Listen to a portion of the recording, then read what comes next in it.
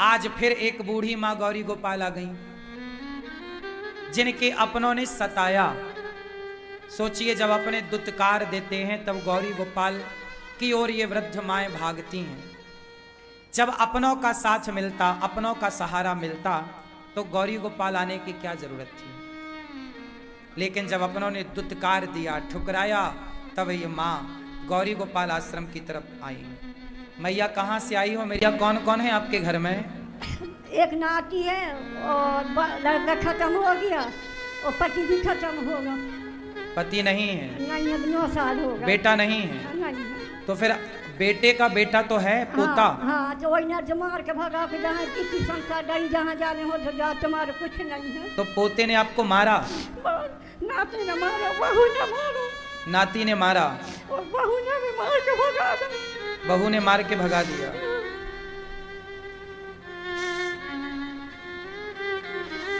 बेटे के बेटे ने मारा आपको और उसकी पत्नी ने भी मारा कि आपकी बहू ने मारा? आपकी बहू ने। देखिए, माँ का बेटा नहीं है, माँ का पति नहीं है, पर बेटा नहीं है, पर बेटे का बेटा तो है, पोता है। वो चाहे तो अपनी दादी अम्मा की अच्छे से सेवा कर सकता है। लेकिन देखो, ये बूढ़ी माँ सताई गई किससे? अपनों से।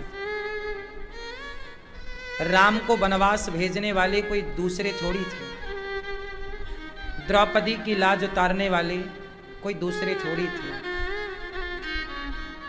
इतिहास गवाह है, जब जब व्यक्ति को दुख मिला है तो दूसरों के कारण नहीं, अपनों के कारण।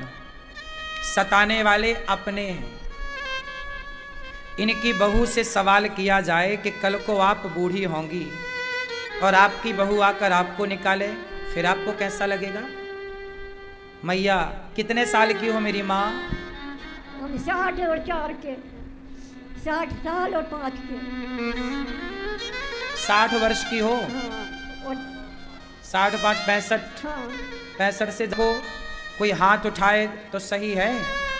अरे, बुजुर्गों का सम्मान भगवान की तरह करना चाहिए। और देखो, एक बात बताऊं, स्त्री का दुश्मन पुरुष नहीं है, स्त्री का दुश्मन स्त्री ही है।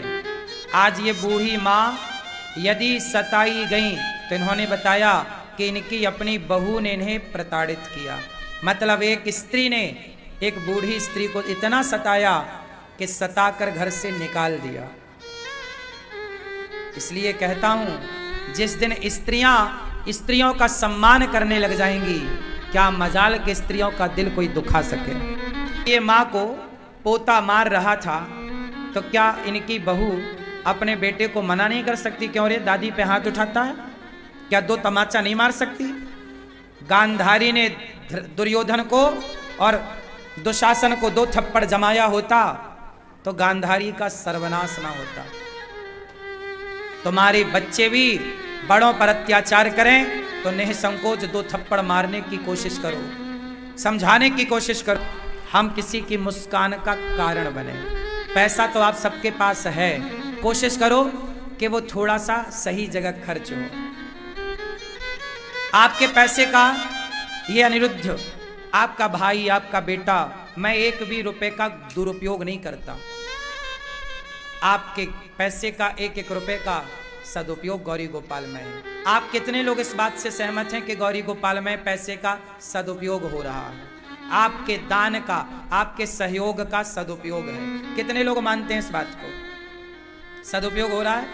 मेरा कोई 1 रुपए का फिजूल का खर्चा नहीं है। इन माँओं की सेवा जैसे बनती है। अब इन माँओं को रोज कोई ना कोई माँ हॉस्पिटल में होती है, दवाई के खर्चे। आपके परिवार में तो 7 लोग होते हैं, 10 लोग होते हैं, पर गौरी गोपाल में तो देखो 280 से अधिक माँ हैं, 85 माँ हैं, 285। कुछ दिन बाद 290 माँ होंगी, फिर 300 हो जाएंगी। इन सब माँओं को रोज दवाई तो चाहिए ना, रोज रोटी तो चाहिए ना। अब आप सहयोग करो या मत करो, पर रोटी तो लगेगी ही लगेगी। इसलिए आप लोग खाने के पहले 1 रोटी आप सब भारतवासी ये निर्णय ले लो कि हम अपनी थाली से एक एक रोटी निकाल कर गौरी गोपाल की तरफ भेजेंगे, ताकि इन माओ को रोटी मिले। और एक दिन भेजना, एक दिन मत भेजना मेरी माँ, सदा का संकल्प लो, क्योंकि एक एक रोटी जब आप रोज भेजेंगे तब यहाँ रोटी बनेगी। आप एक दिन सहयोग करके भूल जाएंगे तो कैसे काम होगा। ये माँ आपकी हैं और माँ को तो रोटी रोज लगेगी ना, तो आपको रोज थोड़ा थोड़ा जरूर सहयोग करना चाहिए। बेटों को मैं आप सबसे कहता हूं, खूब पैसा कमाओ, इतना पैसा कमाओ कि आप भी इन बेसहारा माओं का सहारा बन सको।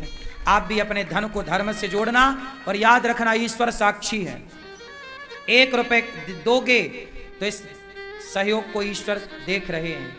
आपके सहयोग के साक्षी स्वयं बिहारी जी बनेंगे कि हाँ आपने सहयोग किया है। और यहाँ माएँ किस तरह प्रसन्नता से रहती हैं, आप सब दर्शन करते हैं। मैया अब आप यहीं रहिए, दास आपकी सेवा।